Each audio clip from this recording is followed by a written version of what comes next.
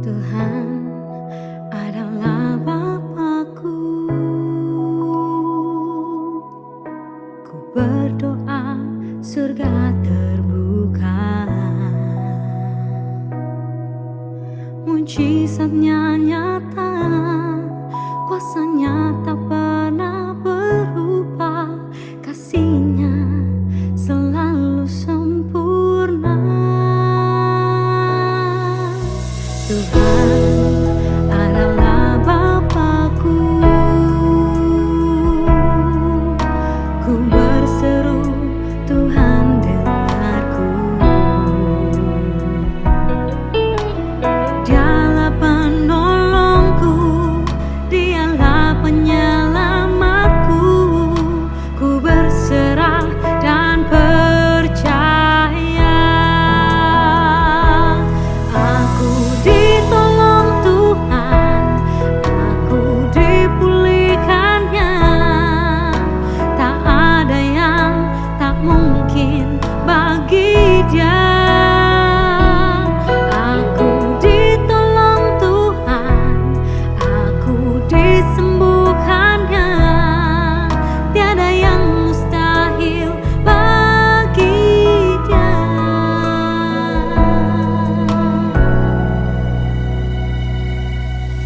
Tuhan adalah Bapakku. Ku berseru, Tuhan dengarku. Dialah penolongku, Dialah penyelamatku. Ku berserah dan percaya. Aku ditolong Tuhan, aku dipulihkannya. Tak ada yang tak mungkin bagi Dia. Aku ditolong Tuhan, aku disembuhkannya. Tiada yang mustahil bagi Dia. Saat aku berdoa dalam nama Yesus, kuasanya bekerja dalam nama Yesus. Aku disembuhkan, aku diberkati, aku terima mujizat dalam nama Yesus.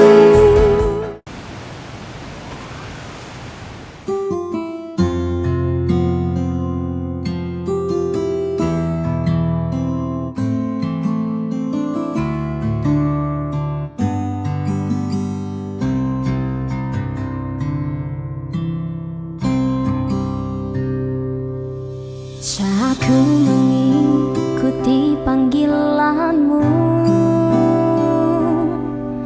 Kau beri karunia hidup yang baru.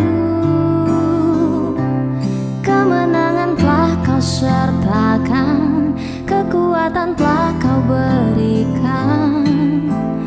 Tuhan, Kau sungguh mulia. Betapa besar kasih-Mu padaku, tak tergantikan dan tak terkalahkan. Tak sanggup ku hidup tanpa-Mu, hanya Kaulah pengharapanku. Yesus, Kaulah cintaku. Yesus, Kaulah Raja mulia. Kaulah Tuhan yang sangat setia. Engkau memang layak disembah. Untuk itu ku panjatkan haleluya.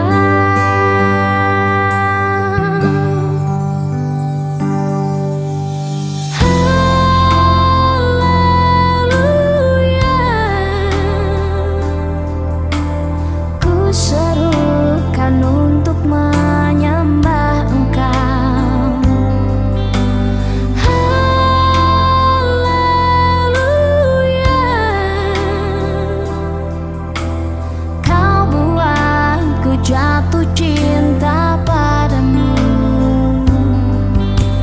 Haleluya,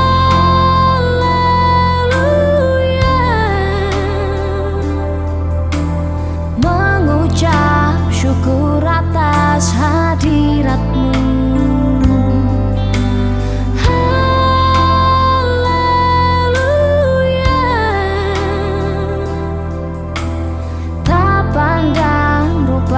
Harta kasih-Mu.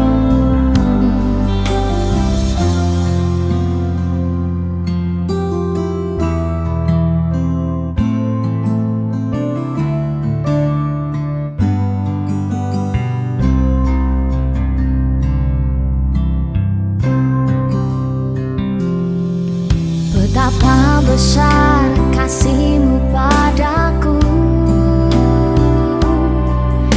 tergantikan dan tak terkalahkan. Tak sanggup ku hidup tanpa-Mu, hanya Kaulah pengharapanku. Yesus, Kaulah cintaku. Yesus, Kaulah Raja mulia. Kaulah Tuhan yang sangat setia. Engkau memang layak disembah. Untuk itu ku panjatkan haleluya.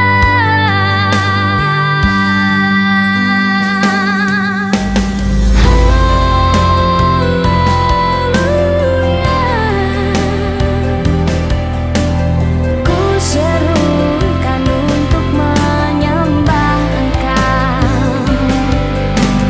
Haleluya,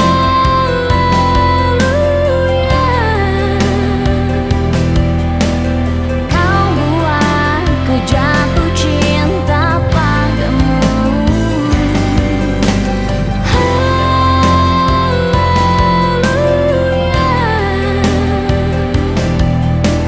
Mengucap syukur atas hadirat-Mu.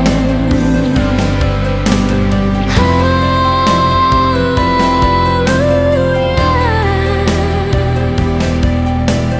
tak pandang rupa dan harta kasih-Mu.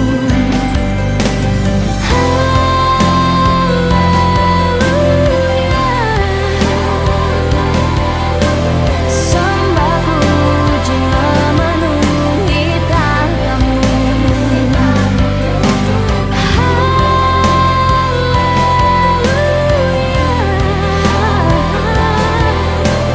Tak pernah terlambat pertolongan-Mu.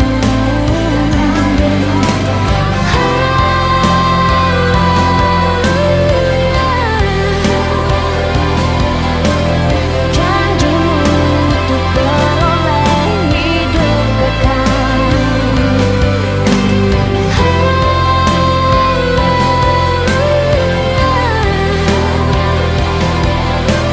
Ya Aba Bapa, Tuhan Engkau cintaku.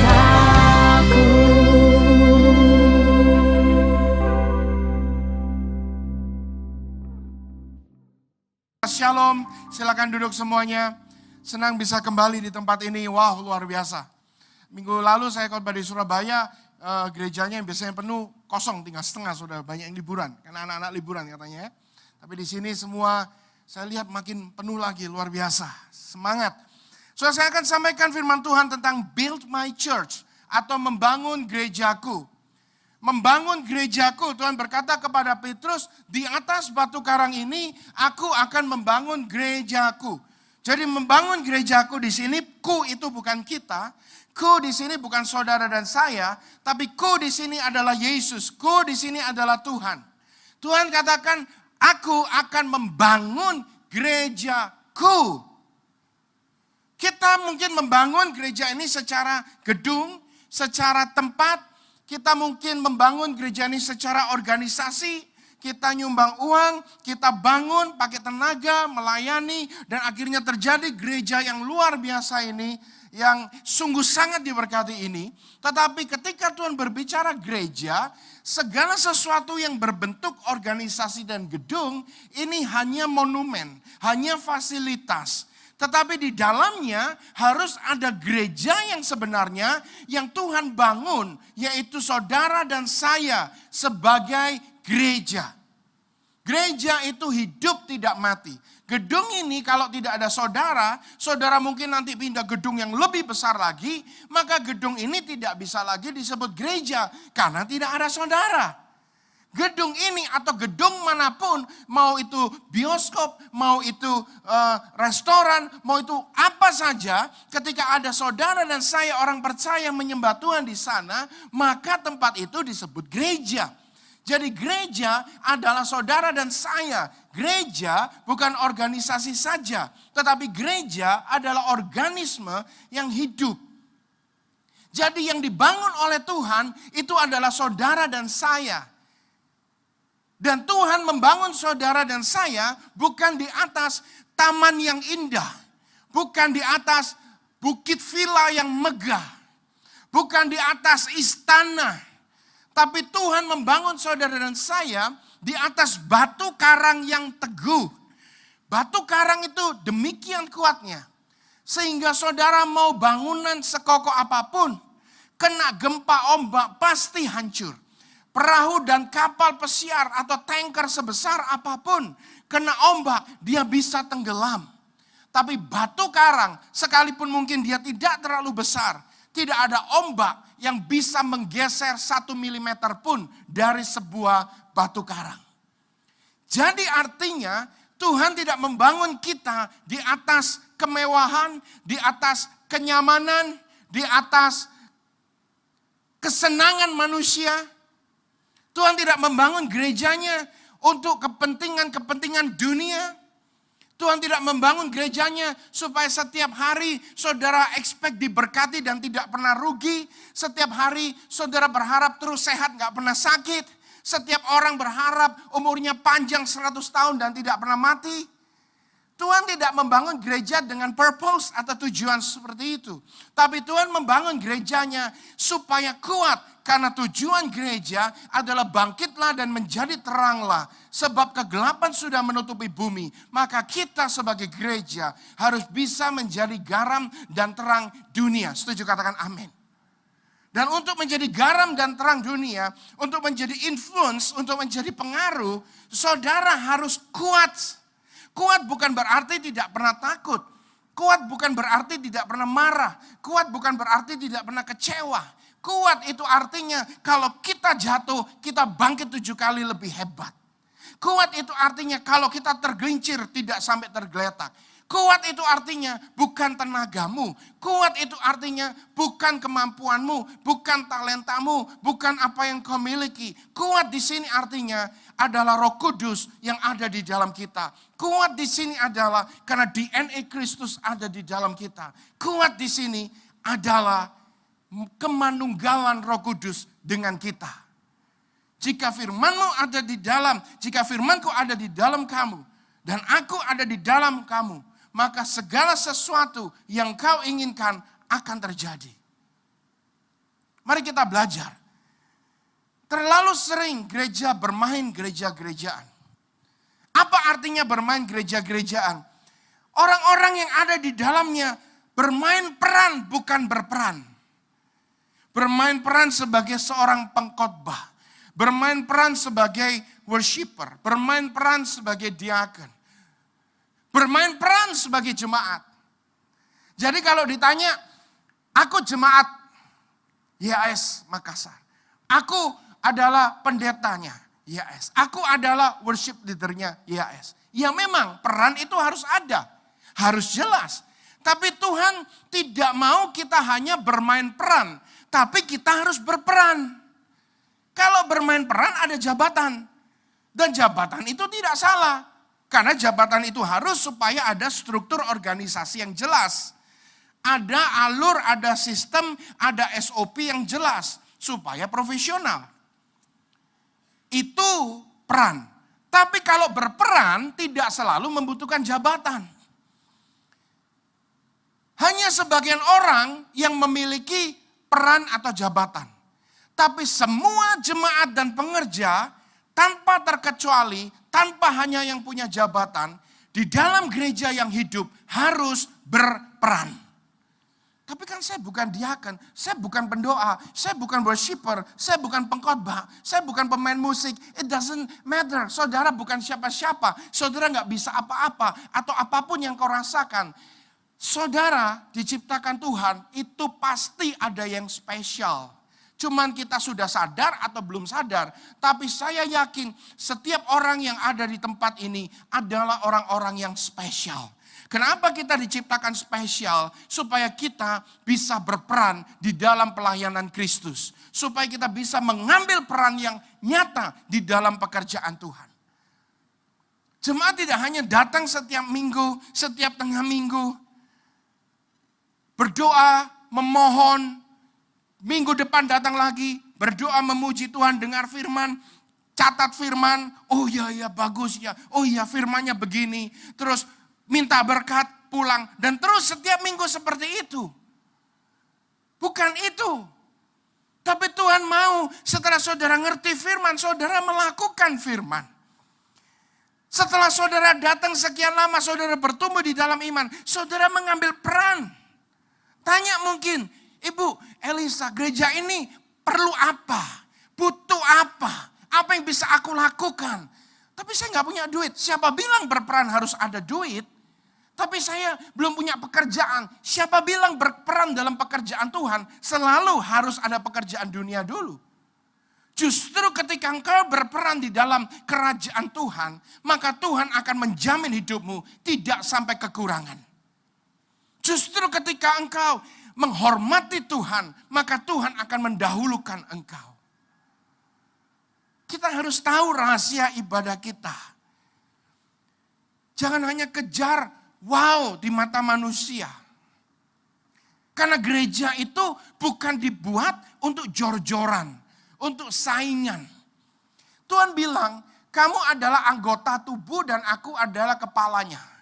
Kristus adalah kepala gereja. Kristus adalah kepala gereja dan gereja itu adalah anggotanya. Ada gereja A, gereja B, C, D dan seterusnya.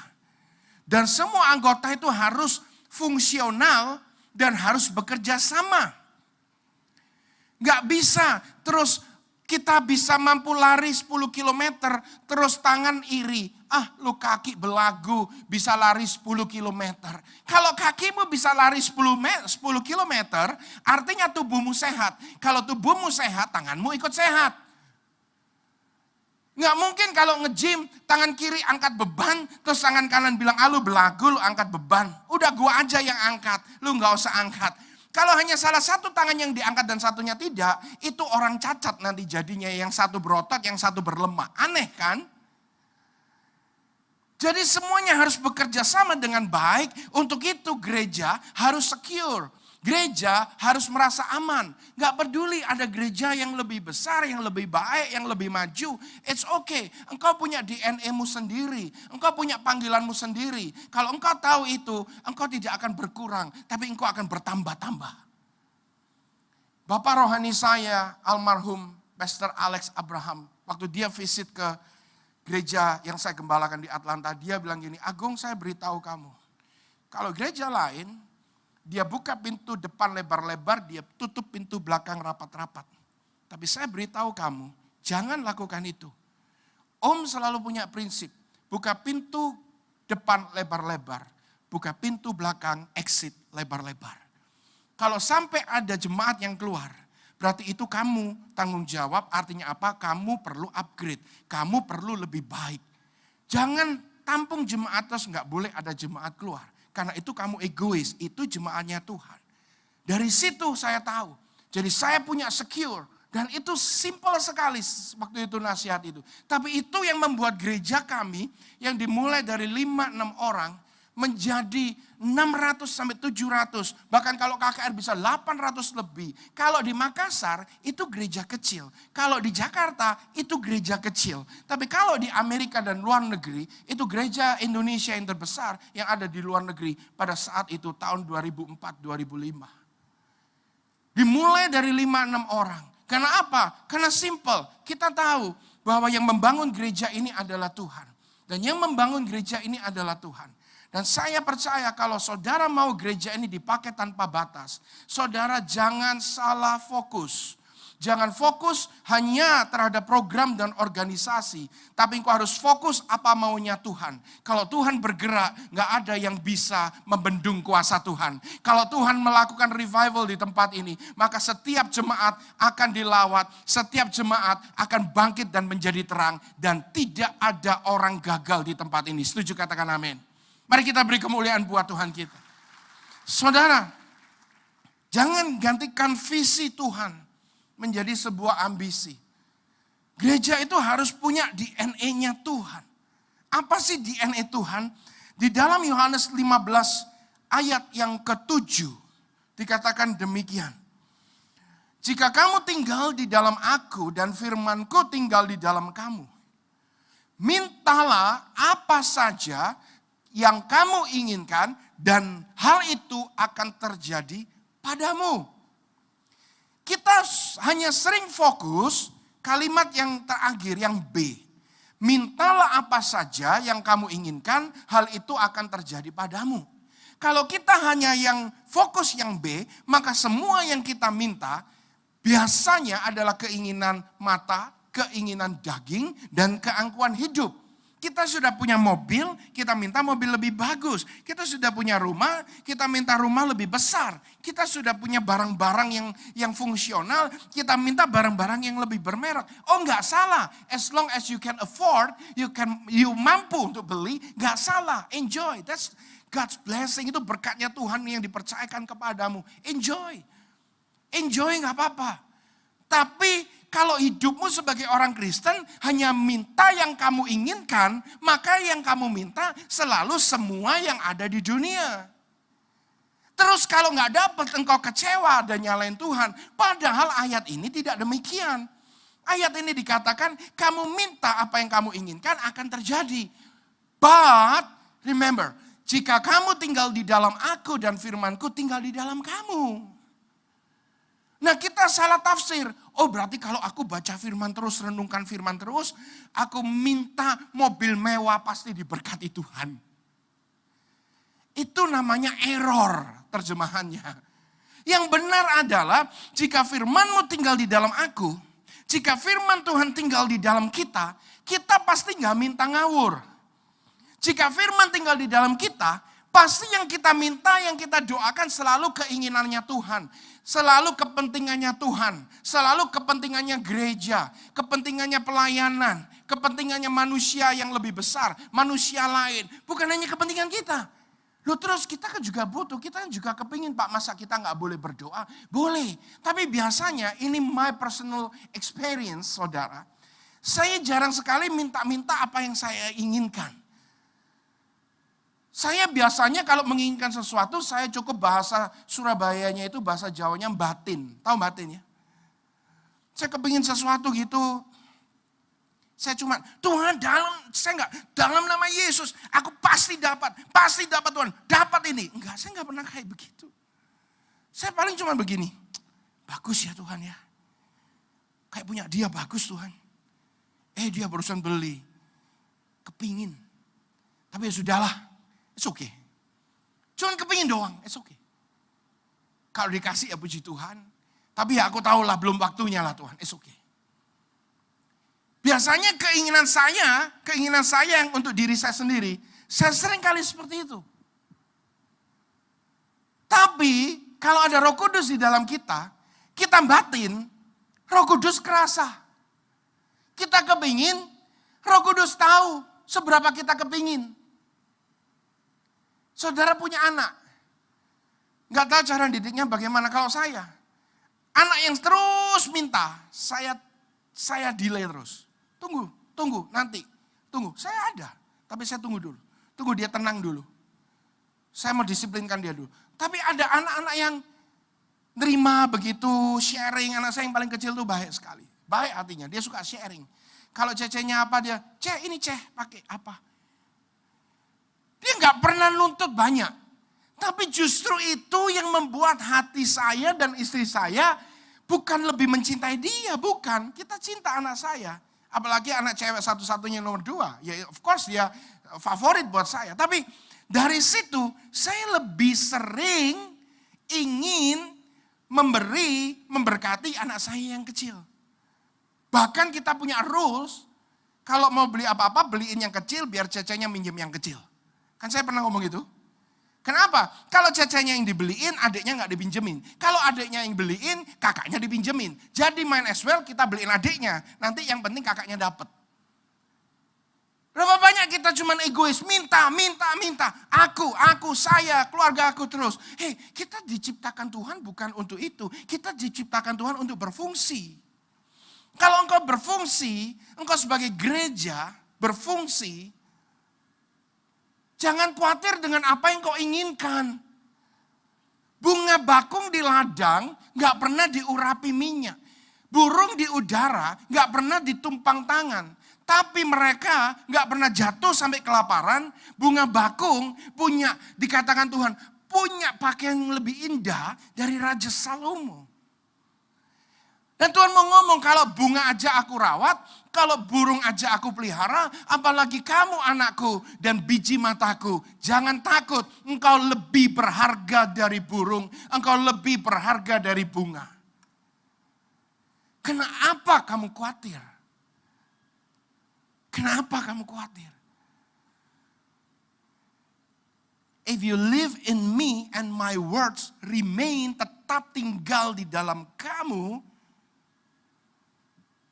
ask whatever you will and it shall be done in you. Minta apa saja, pasti akan terjadi. Kalau firmanku tinggal di dalam kamu, berbicara tentang karakter Kristus. Kalau firmanku tinggal di dalam kamu, berbicara tentang DNA-nya Tuhan. Minta apa saja aku akan beri, itu berbicara tentang kuasa. Kalau ada Kristus di dalam kita, ada firman Tuhan di dalam kita, pasti ada kuasa dan tanda-tanda ajaib yang menyertai kita. Amin. Matius 16 ayat 13 sampai 19. Suatu saat di Kaisarea Filipi, Yesus bertanya kepada para murid, kata orang, siapa aku ini? Anak manusia ini siapa aku? Ada yang jawab, beberapa orang mengatakan kau adalah Yohanes Pembaptis. Jadi Yohanes Pembaptis ini gambaran bahwa Kristus itu hanya sebagai simbol dan lambang pemimpin agama. Jadi kalau orang dibaptis jadi Kristen, terima Yesus berarti dia disebut Kristen, agamanya Kristen. No, Yesus bukan agama. Yesus bukan sekedar agama. Kristen bukan sekedar agama. Kristen adalah jalan kebenaran dan kehidupan. Kalau engkau memandang Kristen hanya sebuah agama, maka engkau akan melakukan prosesi agamawi dan liturgi agamawi. Tapi kalau engkau memandang Yesus sebagai Tuhan dan Juru Selamat, engkau tidak membangun hubungan secara liturgi. Tapi engkau membangun hubungan dengan landasan cinta. Cinta dari hati kita yang paling tulus, kita mencintai Tuhan. Siapa aku ini? Engkau adalah Elia. Elia simbol dari miracle workers, dari pelaku mujizat. Kalau engkau memandang Yesus hanya pelaku mujizat, suatu saat mujizat tidak terjadi, engkau akan kecewa. Kalau engkau memandang Yesus hanya sebagai pelaku mujizat, engkau akan banding-bandingkan dengan mujizat yang lain. Karena di luar sana ada dukun yang bisa melakukan mujizat, ada tukang sulap yang bisa melakukan mujizat, ada kuasa-kuasa gelap yang bisa melakukan mujizat. Jadi jangan heran kalau orang Kristen hanya memandang Yesus sebagai pelaku mujizat. Begitu mujizat tidak ada, dia cari di mana yang ada mujizat. Para pengejar mujizat bukan pengejar Tuhan. Para pengejar Tuhan tidak selalu mengejar mujizat. Karena mujizat itu adalah bonus. Mujizat adalah kedaulatan Tuhan. Tapi hubungan dengan Kristus itu adalah satu keharusan. Yang kau kejar adalah hubungan di dalam Kristus. Hubungan di dalam Kristus itu mendewasakan. Berkat tidak pernah mendewasakan orang. Tapi hubungan di dalam Kristus itu mendewasakan orang. Siapa aku ini? Engkau adalah Yeremia atau salah satu dari para nabi. Yesus bukan nabi. Yesus bukan Nabi Isa Al-Masih. Dia adalah the Lord of Hosts. Dia adalah Yahweh Sebaot. Dia adalah Tuhan semesta alam. Dia adalah Elohim. Dia adalah pencipta langit dan bumi. Dan segala kuasa di atas, di bawah langit, di seluruh alam semesta ini tunduk di bawah nama Yesus. Apa cara pandangmu terhadap Yesus hari ini? Apakah dia hanya sekedar pelaku mujizat, pemimpin agama, atau sekedar nabi? Atau engkau memandang dia sebagai Tuhan satu-satunya dan juru selamatmu. Raja di atas segala raja. Kalau engkau pandang dia Tuhan dan juru selamat. Kalau engkau pandang dia sebagai raja di atas segala raja. Maka engkau tahu seperti Petrus. Tuhan katakan, Petrus bukan kamu yang ngomong. Tapi Roh Kudus yang ada di dalam kamu yang ngomong. Berarti kalau saudara memandang dia sebagai Tuhan dan juru selamat. Engkau penuh Roh Kudus. Karena kalau bukan Roh Kudus, kau tidak bisa memandang dan percaya dia sebagai Tuhan satu-satunya. Oh, semua agama baik. Oh, semua agama punya surganya sendiri-sendiri. Oh, nggak jadi Kristen juga nggak apa-apa. Iya, nggak jadi Kristen nggak apa-apa, tapi harus terima Yesus. Kalau yang kau maksud jadi Kristen itu cuma sekedar agama, nggak beragama pun nggak apa-apa. Kalau saya ditanya agamamu apa, oh saya nggak punya agama. Tapi saya punya Tuhan, saya punya juru selamat. Dia namanya Yesus Kristus Tuhan. No, saudara, kalau bukan karena Roh Kudus, engkau tidak bisa mengerti hal ini. Nah, kalau itu karena Roh Kudus, engkau bisa atau tidak bisa berbahasa roh. Kalau engkau mengaku Yesus sebagai Tuhan dan Juru Selamat, artinya engkau penuh Roh Kudus. Kalau engkau penuh Roh Kudus, Yesus ngomong sama Petrus, maka di atas batu karang ini, aku akan membangun jemaatku. Aku akan membangun gereja, aku akan membangun saudara dan saya. Yang penuh Roh Kudus, itu sama dengan dibangun di atas batu karang. Kenapa kita bisa kuat seperti batu karang? Kenapa kita bisa tidak tergoyahkan? Karena Roh Kudus yang ada di dalam kita yang membuat kita kuat dan tidak terguncangkan. Karena begitu kita menghargai Roh Kudus, begitu Roh Kudus ada di dalam kita, kita terikat dengan MOU-nya surga. Kita terikat dengan kontraknya surga. Apa yang kau lakukan di bumi akan terikat di sorga. Apa yang kau lepas di bumi akan terlepas di sorga. So orang Kristen, saudara dan saya kita semua. Apa saja yang kau lakukan hari ini, ingat itu terikat di sorga. Jadi jangan lakukan hal-hal yang tidak berguna, hal-hal yang konyol, apalagi hal-hal yang menyedihkan hati Tuhan. Tapi apa yang kau lepas di bumi akan terlepas di sorga. Hal-hal yang masa lalu yang tidak baik. Perbuatan-perbuatan, keterikatan-keterikatan semua yang kau lepaskan. Itu akan terlepas. Maka itu harus ada komitmen di dalam ikut Tuhan. Saudara, kekristenan itu bukan untuk menyingkirkan kesengsaraan. Tapi kekristenan itu untuk memberikan anugerah sehingga kita bisa menang dari semua kesengsaraan dan tekanan, pergumulan yang kita hadapi hari-hari ini. Christianity is not the removal of suffering, but the addition of grace to endure suffering triumphantly. Kekristenan bukan untuk meniadakan kesengsaraan, tapi kekristenan menambahkan anugerah supaya kita bisa menghadapi kesengsaraan dengan penuh kemenangan. Orang Kristen, terutama karismatik itu herannya begini. Katanya cinta salib, tapi pada benci pikul salib.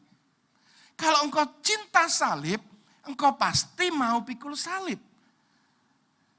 Saya cinta kamu, I love you so much. Tapi aku gak mau nanggung kamu. Tapi aku gak mau peduli maumu apa. Aku gak mau nolong kamu, aku gak mau berkorban demi kamu. Aku gak mau bayar harga buat kamu. Ya kamu, aku. Cuma aku cinta sama kamu aja. Guys, para jombloers, kalau ada orang ngomong I love you, tapi gak mau berkorban dan gak mau mikul bebanmu, jangan diterima. Itu artinya bukan love tapi eros. Itu bukan love tapi nafsu. Banyak orang yang nafsu sama Tuhan. Gara-gara embel-embel Tuhan itu kaya, semesta alam, pencipta langit dan bumi, memiliki segala sesuatu. Jadi karena itu kita jadi mata duitan, kita dekat Tuhan supaya duit kita nambah. Itu namanya kita jadikan Tuhan pesugihan. Tapi kalau kita memandang dia Tuhan dengan hati yang tulus, kita tahu dia Tuhan yang sangat kaya dan luar biasa. Dia bisa melakukan segala macam mujizat, tapi it doesn't matter for me. Buat itu nggak terlalu problem buat aku. Aku cinta Tuhan karena keberadaan Tuhan. Karena Tuhan, karena dia menyelamatkan aku dan dia yang menciptakan aku. Karena itu aku mencintai dia. Apapun yang terjadi, aku mencintai dia. Itu artinya cintamu tulus sama Tuhan. Saudara, maka itu membangun hubungan dengan Yesus, membangun hubungan dengan Tuhan. Itu adalah ciri daripada gereja Tuhan. Karena gereja harus ada DNA-nya Tuhan. Di atas batu karang, artinya ada guncangan yang kau harus bisa tahan. Bukan dengan kekuatanmu, tapi dengan kekuatan Tuhan. Waktu kita diguncang, kalau kita gampang menyerah. Kalau kita nggak mau bayar harga. Saya garis bawahi dulu sebelum saudara nanti salah. Bayar harga di sini bukan untuk membayar harga sebuah keselamatan. Karena keselamatan saudara tidak perlu bayar harga lagi. Harga itu sudah dibayar di atas kayu salib. Lunas sekali untuk selama-lamanya. Harga itu sudah membayar dosamu yang lalu, dosamu yang sekarang, dan segala yang ada di depan itu sudah lunas dibayar. Tapi harga yang harus kita bayar ini adalah harga dari sebuah hubungan cinta kita kepada Tuhan. Itu harus ada pengorbanan, harus ada pengorbanan yang kita bayar. Dan harga itu seringkali bentuknya, wujudnya adalah pergumulan. Adalah kesengsaraan, adalah tekanan. Jadi hari ini kalau saudara mengalami pergumulan, tekanan, dan kesengsaraan, jangan merasa aneh. Karena itu harga. Harga supaya iman saudara lebih kuat. Berkat tidak akan pernah datang tanpa didahului dengan ujian dan pergumulan. Berkat selalu datang dengan sayap kesengsaraan. Melalui kesengsaraan di situ ada berkat yang menyertai. Karena melalui kesengsaraan dan pergumulan di situ imanmu diuji. Ketika imanmu kuat dan engkau semakin dewasa, maka berkat yang semakin besar akan dipercayakan kepada saudara. Saudara, hari-hari ini kalau kita lihat, ini zamannya sosial media. Ini zamannya semua serba viral. Kita suka yang viral, kita suka yang populer, kita suka yang ngetop, kita suka yang terkenal. Saya mau kasih tahu, untuk terkenal engkau hanya butuh marketing gimmicks. Tapi untuk tetap konsisten engkau butuh kualitas. Sesuatu yang berkualitas mungkin tidak langsung terkenal. Tapi sesuatu yang berkualitas bersama dan dengan Tuhan, pada saatnya nanti Tuhan akan angkat dan promosikan. Tapi kalau yang saudara kejar hanya segala sesuatu yang lagi trending di dunia ini, orang lain ngelakuin apa, kita FOMO, ikut-ikutan ngelakuin apa. Kita ingin dikenal dunia lebih daripada kita ingin dikenal oleh Tuhan. Dan itu masalah besar, saudara. Saya kemarin khotbah di Heroes tentang virals, tentang viral, quality versus popularity. Popularitas lawan dengan kualitas. Kita harus punya kualitas. Soal populer, enggak populer itu urusan Tuhan. Ada orang-orang yang memang dipakai Tuhan untuk populer supaya bisa lebih berdampak. Bukan untuk dirinya sendiri. Tapi ada orang memang yang sangat berkualitas tapi tidak terlalu populer. Enggak apa-apa. Yang penting itu adalah value. Yang penting itu adalah harga. Harga dari sebuah hidupmu itu yang paling penting yang Tuhan nilai. Bukan dari kata orang. Saudara, banyak orang yang dikenal orang, tapi tidak punya kualitas. Tapi tidak punya harga diri. Tapi tidak punya kualitas yang bisa berdampak buat orang lain. Hanya karena terkenal, just because. Kalau saudara, saya suka makan. Kalau saya pergi ke satu kota yang belum saya kenal, ya biasanya apa? Kalau kepingin tahu apa yang paling enak di situ, apa yang saudara lakukan? The simple way is Google it. Right? Saudara kepingin makanan Jepang paling enak, saudara Google the best Japanese food. Saudara kepingin makanan Italian yang paling enak, what the best Italian food. Saudara, saya mau kasih tahu kalau saudara Google seperti itu, yang saudara dapat bukan hasil yang benar. Yang saudara dapat adalah hasil yang paling populer, yang paling dicari orang. Karena algoritma dari komputer itu akan menyajikan hasil dari yang paling populer, yang paling sering dicari orang, yang paling di-rating orang. Hasilnya nanti adalah chain restoran, restoran-restoran yang banyak cabangnya itu loh. Dan itu bukan yang terbaik. Itu yang paling dikenal. Tapi kalau saya, karena saya suka makan, kalau saya datang ke tempat tertentu yang saya belum familiar, saya akan cari orang yang paling jago makan di kota itu. Dan saya akan tanya, menurut lu kalau gua mau makan ini, mana yang paling enak? Oh gini bro, di sini. Tapi gak banyak orang tahu, tapi ini tempat paling enak. Then I trust him untuk lakukan itu. Saya datang dan benar, tempatnya mungkin gak serami tempat yang lain. Yang harus antri-antri. Buka pertama, 3 bulan pertama harus antri, Gojek, Grab semua antri. Boom, tahun depan tutup. Gak konsisten. Tapi kalau orang punya kualitas itu konsisten. Saudara mau berapa tahun yang lalu sampai sekarang saudara konsisten. Gak sebentar naik, sebentar jatuh. Enggak. Mari gereja Tuhan. Build my church. Artinya apa? Build your life. Build your family. Build your ministry upon Jesus. Bangun gerejaku di atas batu karang ini. Apa artinya? Tuhan ingin membangun hidupmu. Membangun keluargamu. Membangun pelayananmu. Di atas iman yang tidak tergoyahkan. Kalau engkau tangkap firman Tuhan, katakan amin. Dan mari kita beri kemuliaan buat Tuhan, kita bangkit berdiri. Saya berdoa supaya gereja YS Makassar menjadi gereja yang berdampak. Gereja yang powerful. Gereja yang di mana orang akan melihat. Bukan merek, tapi orang melihat. Bahwa jemaat-jemaat di tempat ini adalah orang-orang yang punya integritas, yang disertai Tuhan. Yang bisnisnya luar biasa. Dan itu hanya terjadi if you involve Holy Spirit. Kau menyertakan Roh Kudus di dalam kehidupanmu.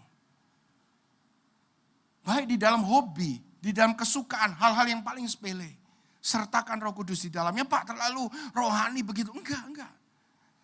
Karena kalau Roh Kudus menyertai kita, kita tidak akan salah langkah dan salah pilih. Kita tidak akan salah bergaul dan salah bisnis. Kita tidak akan salah untuk mengambil keputusan. Bapak terima kasih Tuhan.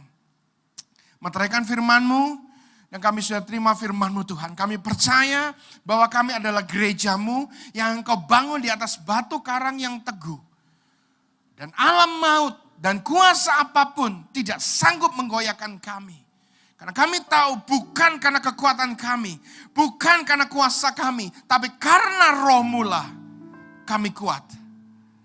DNA kami adalah Kristus. In Christ. Di dalam Yesus kita harus hidup. Bukan sebagai slogan. Tapi sebagai kenyataan. Bukan berarti engkau harus sempurna. Tapi artinya engkau harus sadar. Bahwa tanpa Kristus hidupmu bukan apa-apa. Church, mari gereja Tuhan. Berperan mulai hari ini. Siapapun engkau, mulai ambil peran dalam pelayanan di tempat ini. Ambil peran dalam pelayanan di luar sana. Ambil peran untuk memperbesar dan mempermuliakan nama Yesus. Peran yang terkecil, peran apapun yang kau bisa lakukan, ambil peran. Karena engkau diciptakan bukan untuk meminta dan menerima. Tapi engkau diciptakan untuk berkata, ya Tuhan ini aku, utuslah aku.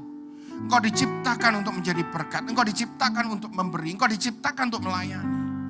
Engkau diciptakan untuk orang lain. Dan dalam nama Yesus, kami terima firman-Mu dengan kuasa-Mu Roh Kudus. Yang percaya katakan amin. Have a blessed Sunday. Sekali lagi beri kemuliaan bagi Tuhan. Yang percaya berikan tepuk tangan yang terbaik buat Allah kita. Haleluya. Kami bersuka cita di dalam Tuhan.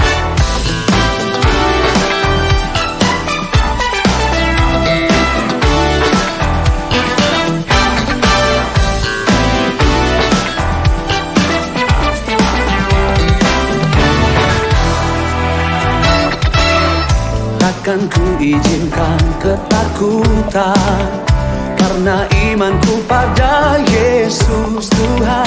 Tak ada alasan tawar hati, karena Yesus ada di sini. Ku percaya firman Tuhan sanggup menghidupkan dan berikan sukacita dalam Tuhan, melimpah, melimpah kekuatan dari Tuhan tercurah atas kita.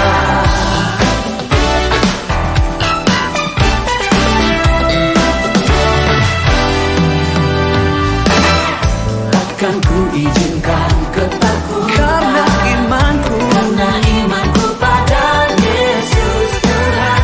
Tak ada alasan tawar hati, karena Yesus ada di sini.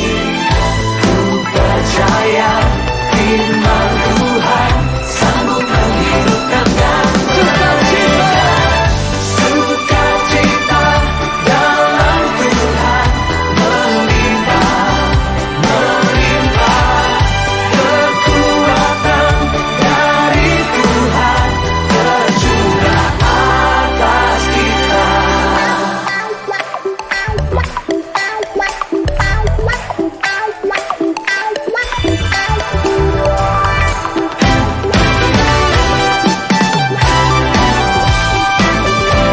Kami bersuka cita karena Engkau ada di dalam kami.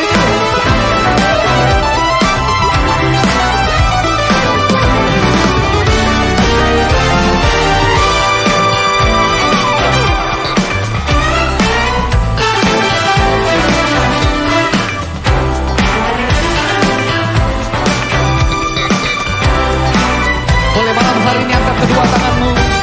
Nyatakan Sukacita dalam Tuhan melimpah, melimpah kekuatan dari Tuhan tercurah atas kita. Sukacita dalam Tuhan melimpah, melimpah kekuatan dari Tuhan tercurah atas kita. Sukacita dalam Tuhan melimpah, melimpah kekuatan dari Tuhan tercurah atas kita, tercurah atas kita.